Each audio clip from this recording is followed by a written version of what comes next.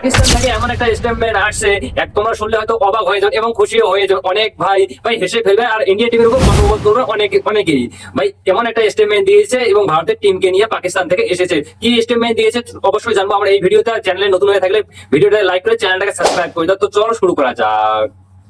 Bharat Asia cup খেলতে যাবে 9 September থেকে 28 সেপ্টেম্বর পর্যন্ত এবং ইন্ডিয়া পাকিস্তানের ম্যাচ আছে এবং পাকিস্তান এখন সিরিজ খেললো ওয়েস্ট ইন্ডিজের বিপক্ষে এবং খুবই জঘন্য পারফরমেন্স করেছিল। কিন্তু পাকিস্তান 2-1 সিরিজ হেরে গিয়েছে অস্ট্রেলিয়ার কাছে।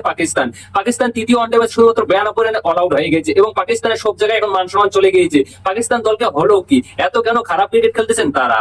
পাকিস্তানের প্রাক্তন ক্রিকেটার বাসাত আলী পাকিস্তান দলকে নিয়ে এবং ভারতীয় দলকে নিয়ে অনেক বড় একটা স্টেটমেন্ট দিয়েছে। কি বলেছে আমরা শুনবো এই ভিডিওতে। চলো শুরু করা যাক।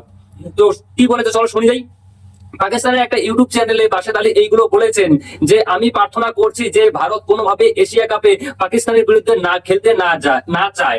যে ঠিক সব লেজেন্ডের যে কাজগুলো করেছে ভারত, সেই খেলা হলেই আর কি পাকিস্তানকে ভারত এইভাবে হারিয়ে দেয়। ভাই বারবার তিনি আরো বলেছেন যে পাকিস্তান যদি আফগানিস্তানের কাছেও হেরে যাও, কিন্তু ভারতের কাছে যদি কোনো হেরে যায় তো পাকিস্তানের নাকি মান সম্মান শেষ। তিনি বলেছেন যে আফগানিস্তানের কাছে হারলেও মানে দেশের মানুষের কাছে যায় আসে না, কিন্তু ভারতের কাছে হারলে নাকি ওদের খুব মান সম্মান যায়। আর কিন্তু আমরা যদি দেখি তো ভাই পাকিস্তান কিন্তু বারবার আমাদের কাছে পিটানি খায়। ও গুরু সত্যি মজা।